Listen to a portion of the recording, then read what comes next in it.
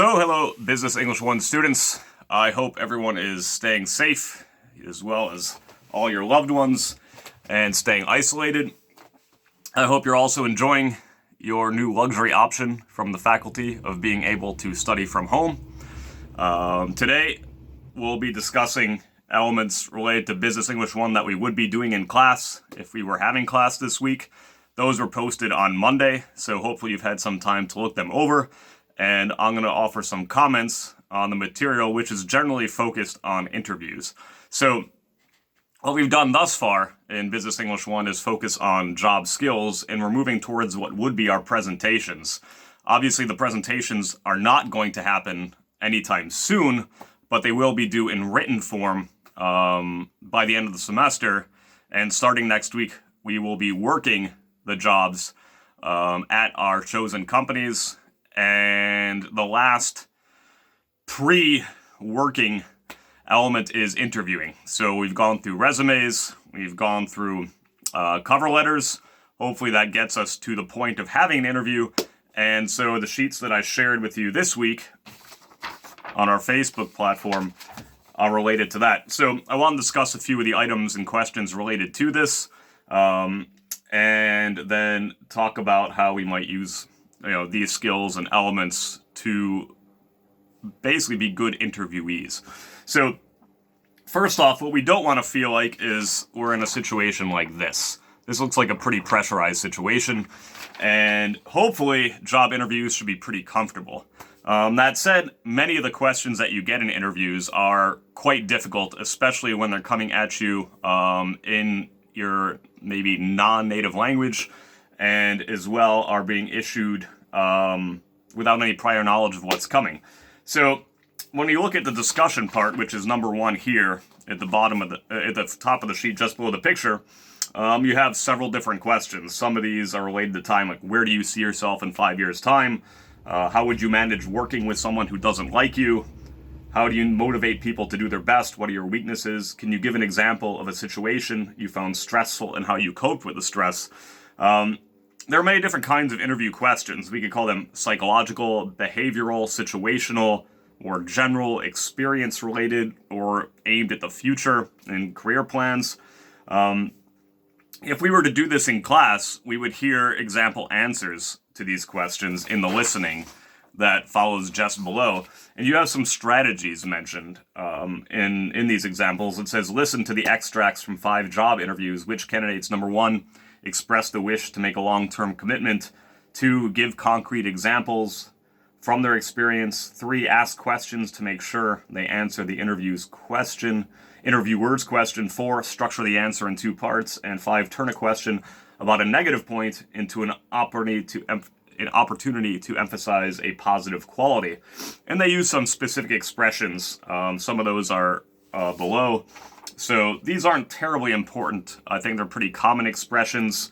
And all of these are potential options in the course of an interview. We might ask questions to make sure that we are answering the question. That could be used simply as a delay tactic. So playing for time, listed below, is often used by not only interviewees to tough questions, but politicians and other figures who are presenting to the public. But a couple of these are going to be useful every single time. So some of these, like number 1, express the wish to make a long-term commitment. That depends on the question. It depends on your intentions. And it's not going to be there every time. But some of these strategies are going to be there every time. And that's what we're really aimed at discussing. So, for example, in the listening section on this first page, 2 of these, number 2, give concrete examples from your experience, and 5, turn a question about a negative point into an opportunity to emphasize a positive quality, are very important in crafting quality answers to interview questions. If we look at the back, there's some phrasing that is rearranged, and I can go over some of the answers to that shortly. But first, I just wanted to talk about what do you want to accomplish in answering an interview question, no matter what kind of question it is. So in number 5, it talks about the good news is that with all these types of questions out there, there are only two types of interview questions, and that is essentially, as it says here, what value can you add to my enterprise as an employee, and can you prove it? Hopefully you can prove it. And two, why do you want this job? And then the task here tells us to arrange these questions in either one or two types. Number one being, what can you do for me, from the employer's perspective? And number two, what can we do for you, or what are you interested in from us? As you can see here, A is number one, B is two, C is one, D is one, E is two, F is one, G is two, and H is one. Which means that most of these questions are orientated towards what can you do for us? And that's just like in a cover letter. Some of what you want to express in a cover letter is what you're looking for from that company, but most of it is what can you do for that company and how can you prove it? And that's what the interview is really trying to figure out. So when you think about strategies that you want to use towards crafting quality interview answers to questions, it's really, one, be formal. The more formal, the better.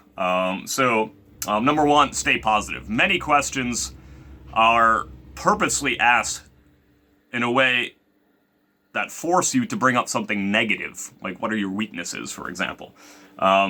You want to turn those into positive elements. You always want to stay positive. The last thing they want to hear is a great amount of detail about your failure. And the last thing you want to present to them is more and more detail about negative aspects of your performance or your past experience. So you stay positive. Number two, what you have to do is explain yourself. Number three is related to that. You explain yourself, just like when we write, by giving concrete examples and hopefully results. So I'll give an example answer to a question fairly soon, but every answer that you want to provide is going to do these things. It's going to stay formal as possible, stay positive, explain by giving concrete examples and details. The more concrete, the better, and the more formal, the better. Right? So if you're going to use examples, it's much better to use them from something based in academic life or something based in work experience or volunteer experience than something that you've done in your own personal time away from these contexts. So some of the language that we might use is concentrated in number 4, but that's really just phrasing. I'll go over the answers, but you don't have to use this phrasing in order to make a proper response. So number 1 is, I applied what I learned. Number 2, I'm able to cope with being unpopular. Number 3, there's a couple options, but the top one is, I see myself as a top performing employee in a leading company. Number 4, I plan to gain experience and learn new skills. Those could be rearranged, but it's slightly more proper to have gain experience and learn new skills. Number 5, I would be ready to move up to a position with more responsibility. Number 5. Number 6, I realize that knowing how well you're doing is essential to staying motivated. Number 7, I'm aware that there are areas that I can improve on. Number 8, I don't feel that I have any significant weaknesses.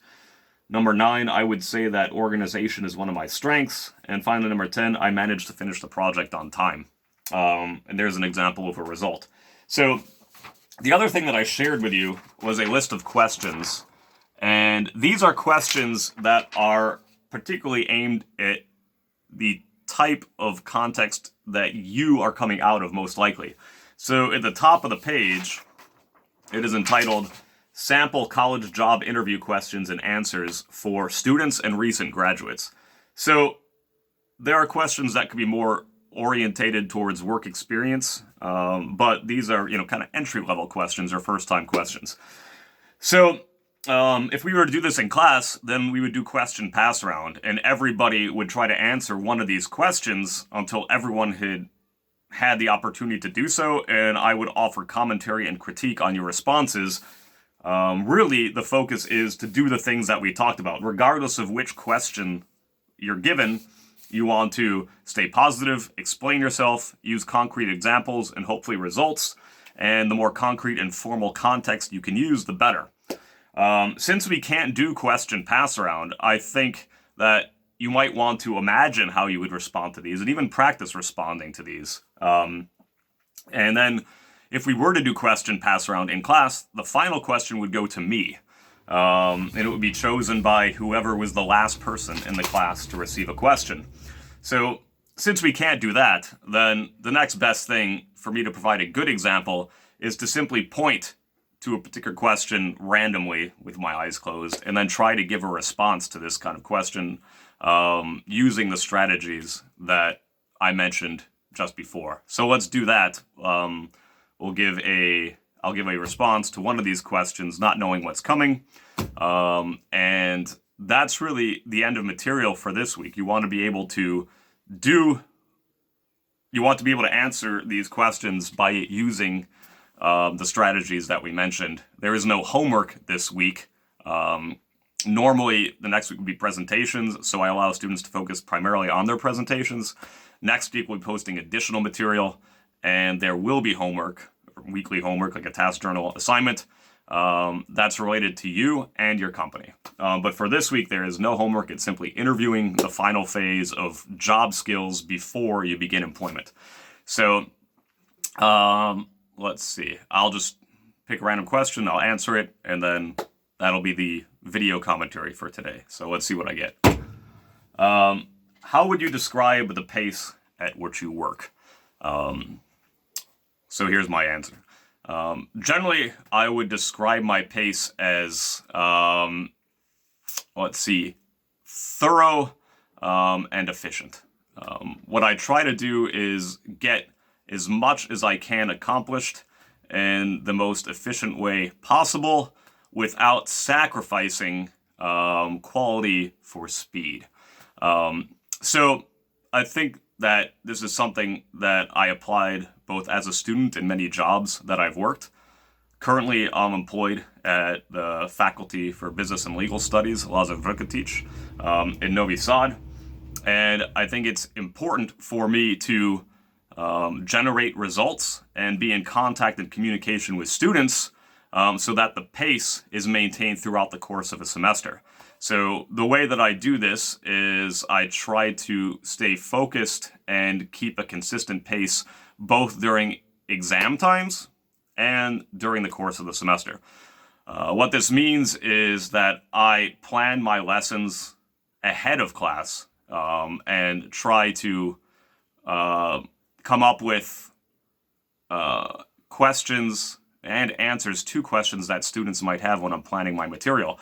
I plan more than I think I'm going to need in case we actually go through the material quicker than I thought we would be capable of doing so. And that way we have enough material even if there's additional time, and try to maximize that time. So as well, I have consultations weekly, so if students have questions to follow up on these, I'm there on a weekly basis. I try to answer questions in email within a day or two if students have those questions. And if there are results or material that's related to the class, I try to post that in a time frame that makes it accessible for them to complete their assignments, or if it's a colloquium, to get those graded as soon as possible with the results published as soon as possible so that students who have questions can get to me in a relatively convenient manner. As well, when it's exam period time, it's important that I publish my results as soon as possible. This is particularly important for courses like one course that I teach, Contemporary English, where there are multiple elements of the course, and one has to be completed before a student can go on to the next one. So, for example, I'm responsible for the essay part of one of those courses, and it's my job to grade those as efficiently as possible in a detailed manner so that I'm concentrated on the material, but the students are notified as quickly as possible of their grade so that they know whether they are eligible to go on to either the grammar section or the final oral exam preparation in the end. So I think the pace that I work is consistent, and it allows me to pay attention to detail while not sacrificing speed. So that's the end, basically. So if you could find a similar answer There's no perfect answer, and there are many proper ways to approach a answer to these questions, but you want to avoid getting into the negative, not being able to support your statements or not being able to come up with examples and results. So good luck with your continued work on your presentations and staying healthy. I would look over as many of these questions as possible and try to think about the ways you might craft an answer. It may show up again. But that's it for this week. For second year students, I'll also be posting shortly a video related to academic writing. So good luck and see you next week. And I'll also be posting material next week with additional assignments. That's it.